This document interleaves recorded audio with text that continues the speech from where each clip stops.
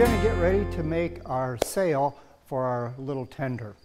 Now, I had thought that perhaps I could go to Sailwright, who sells lots of sail kits, and see if I could find a sail kit for an existing boat that would fit our little dinghy. Well, after a conversation with Jeff Frank, the sailmaker at Sailwright, I was determined that I should just design a sail and that then he would cut and make the sail to fit my specifications. So that's what I did. I set out to make a plan, and here's what I've got. So here's the sail plan that I came up with. One of the criteria that I had is I wanted the mast and the sprit spar to be very close to the same size, because what you do is you take the sprit, just pops out of here like this, and then you can roll up the sail.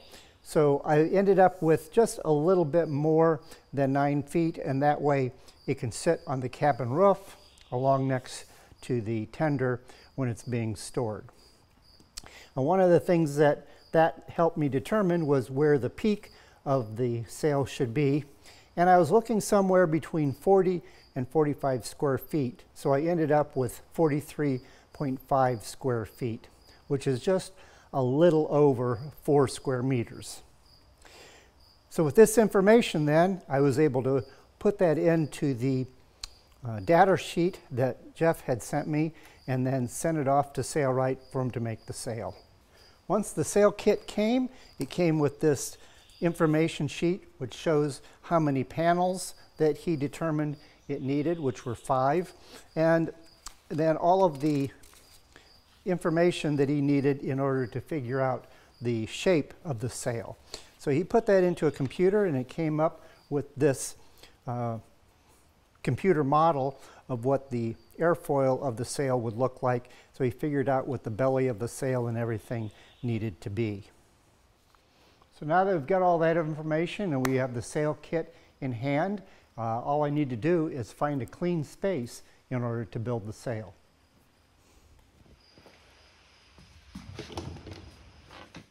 In 2001, I had designed and built this house next to my studio for my parents to live in. Now, they have, of course, long passed, and as luck would have it, the renter that I had in there moved out last month. So I have a big, large, clean space that I can put the sail together in.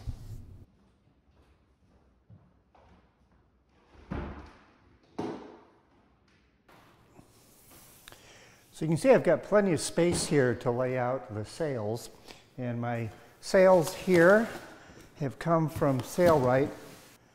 So everything I need to put the sails together are here in this box. That came with the diagram of what the sail will look like, and also instructions on how to put it together.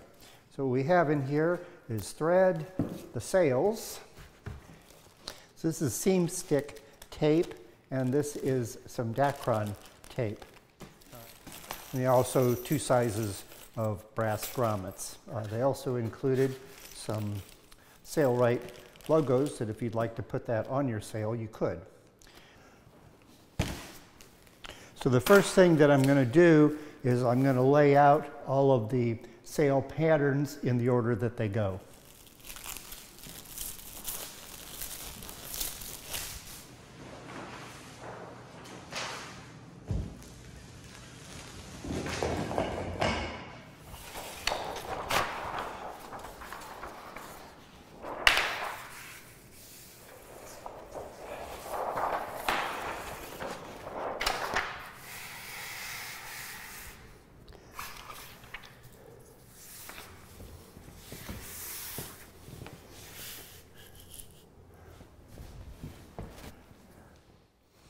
So I've got all of my panels laid out now.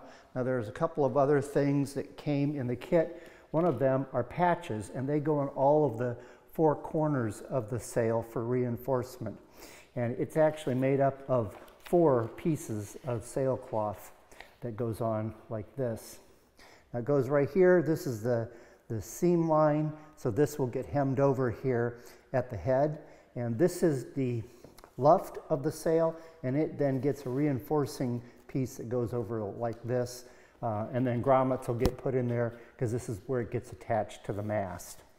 So what I need to do is to make sure that all of these fit the angle properly. So all of the other 3 patches fit perfectly, but this patch up here at the peak, if I line it up with the hemline here and I line it up here, it's off a little bit. So what I need to do is to trim that. So what I'm going to do is to take a straight edge and just mark a straight line and cut it off.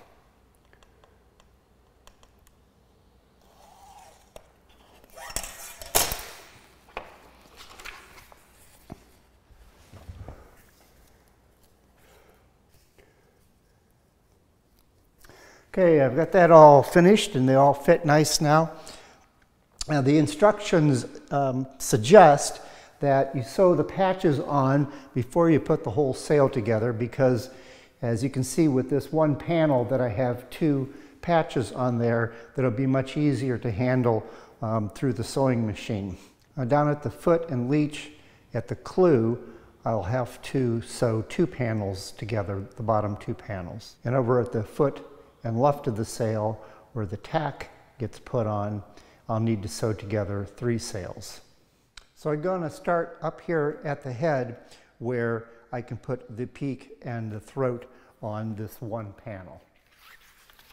So what I need to do first is to baste these pieces together, and to do that we use this basting tape, which is a double stick tape.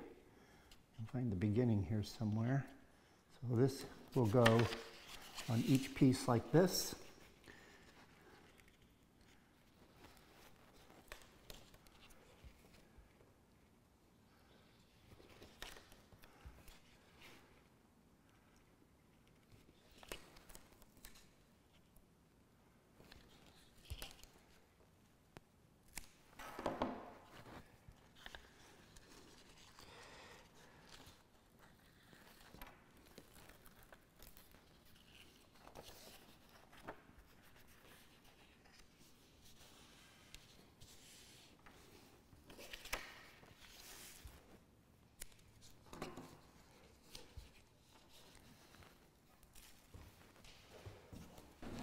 The position of the patch is important.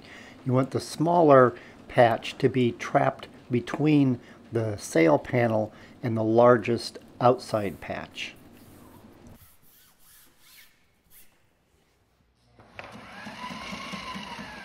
Using a zigzag stitch, I then stitched a seam along the outer edge of each of the 4 patches.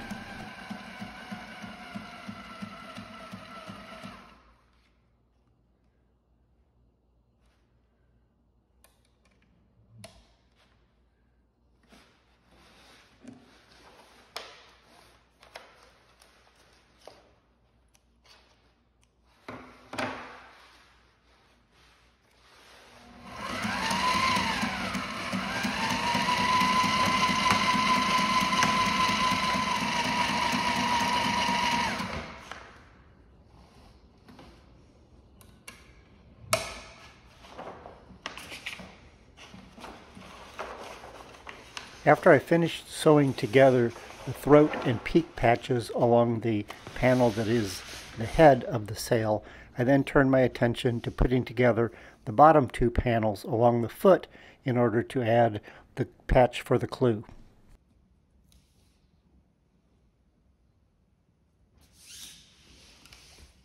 And once again, I used a double stick basting tape to hold the panels together while sewing.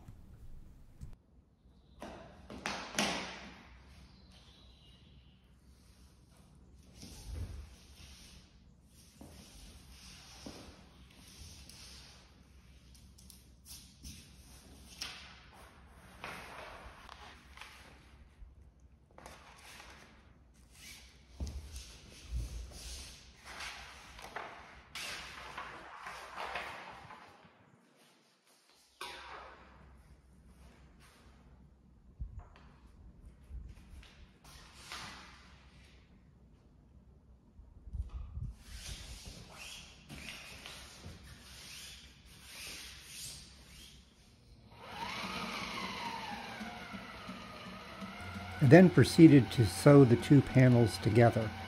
And I used a zigzag stitch, and with all the panels, I ran 2 stitches side by side.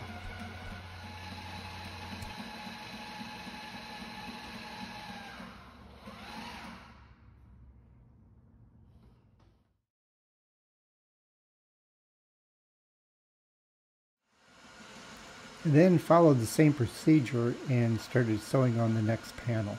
You can see it's a little bit more of a challenge when you've got more fabric, so I ended up finding a couple of tables that I put on each side of my sewing table to help catch the fabric as it went through the sewing machine.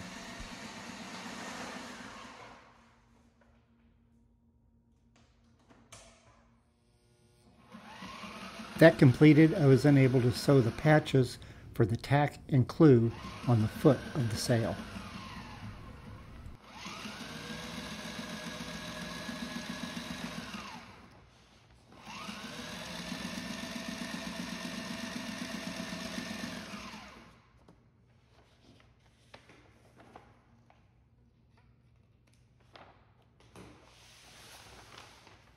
I've got this final patch on where I had 3 panels, and I've also hemmed the bottom of it here along the foot.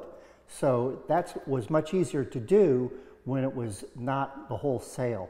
So let me show you how I did that on the head. I've got the top panel of the sail sitting out here now, and this is the head of the sail.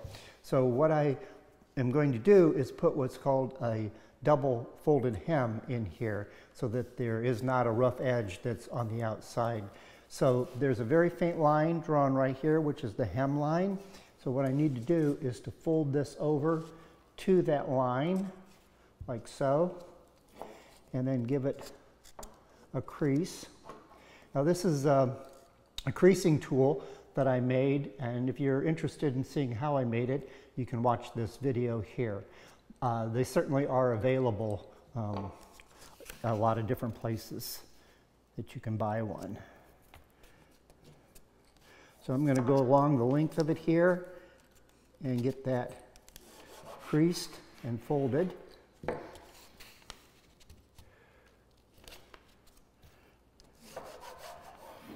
So now the next step is to take some basting tape and put it just on the inside of the sail here.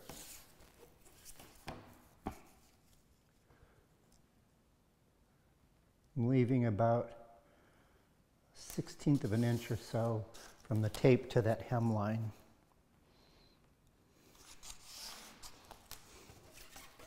Now I can pull this tape back a ways and then fold this up and over, and then give that a rub also.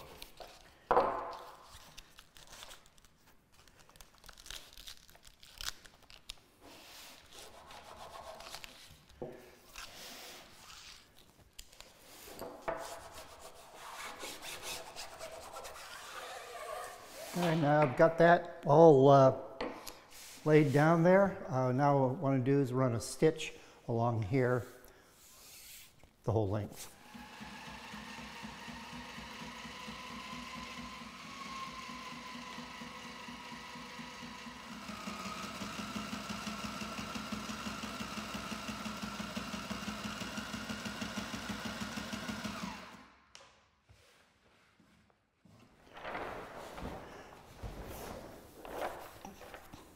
So the next step is to sew these 3 panels together.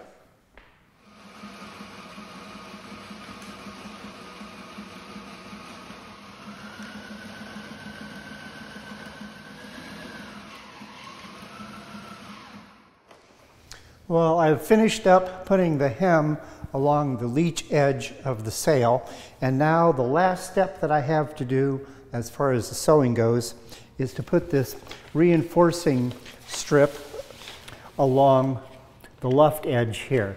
So what I've done so far is I've put some double stick basting tape on here. So I'm going to basically go through and put this goes on both sides of the sail. Basically just put this on there and press it down. Now once I get this on there, what I need to do is to sew a stitch on each edge of this tape, and then we'll be all done.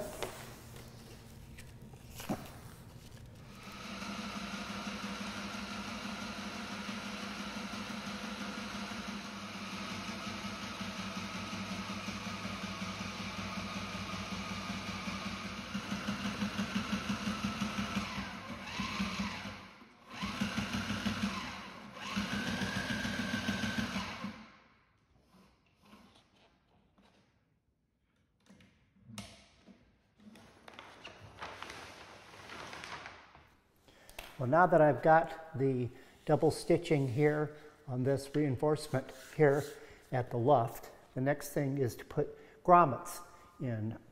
And I have a number 3 grommet, which goes in all of the 4 corners of the sail. So the first thing you do is take, and it says to put it in about 3/16 of an inch, which would be about right there.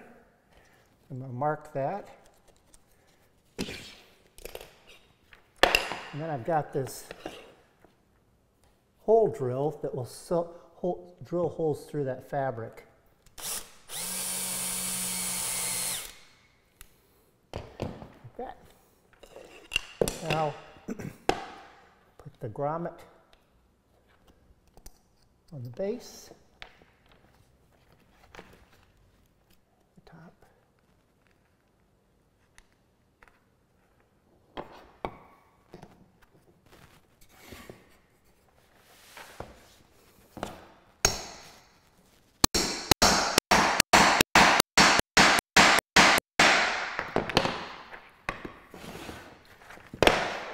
We got it.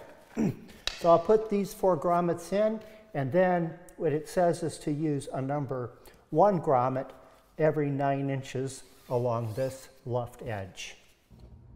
You can see these grommets along here are what lashed the sail to the mast. So here's the finished sail, and now the next thing to do is to build the mast and the spar.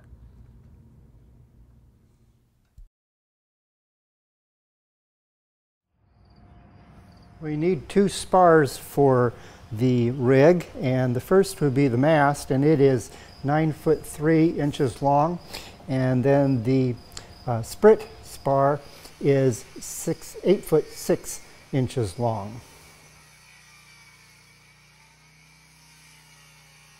The mast needs to be 2 inches in diameter, so I started by cutting a 2" by 2" square piece of spruce. The mast tapers at the top down to about 1.75 inches. So I marked that out, and then I removed the material using my power plane on all 4 sides.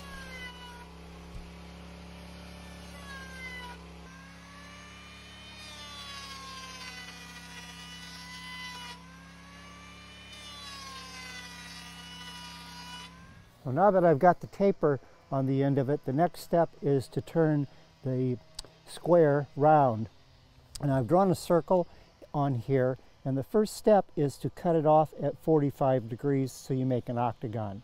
Now, I drew this on here just to illustrate to you how that would be. So the best tool to use that is a spar maker's gauge, and it is set up so that it is 7, 10, 7. And by putting that on here, then it automatically draws that line where you want it to. So even whether it changes dimension this way, it keeps that proportion. So I'm going to mark all of these sides so that once I get 2 sides, then I can set it up here and I can plane off the first section and start getting it round. Once I get the octagon, then I go in and start nibbing off these corners and turning it into its round shape.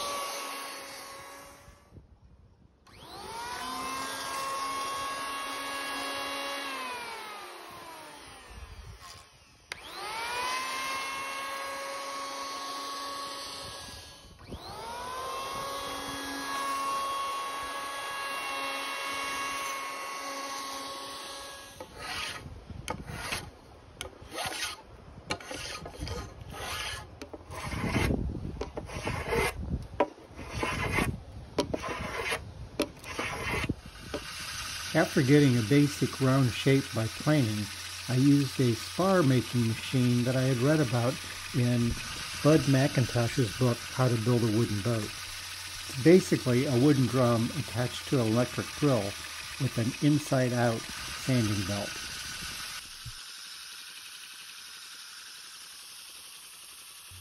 As you can see, it really does a marvelous job. I started with an 80 grit and then I moved down to 120 grit. I finished up with some hand sanding, going with the grain with 120 and then working up to 220 grit sandpaper. The top of the mast needed to be tapered down to 1.5 inches in diameter. This tapered section is where the throat of the sail attaches to the mast. And I got this basic shape by putting it on the router and then turning it. After I got the basic shape, I then finished it off with my Macintosh spar maker.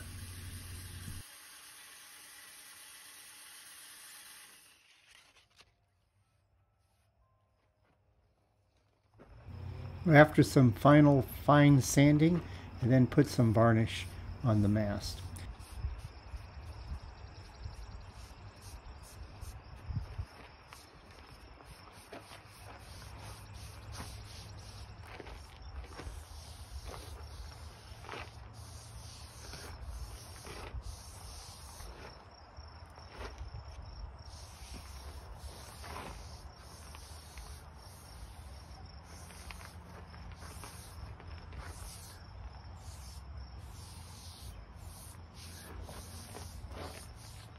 I follow the very same procedure for making the spar. I attached the bronze mast partner that I had cast so that I'd be able to see how well the mast fit. Well, now that I've got the mast partner in there, you can see how the mast fits. You can see at the bottom of the mast here where I had created a 1-inch wide tongue to fit into the mortise of the mast step.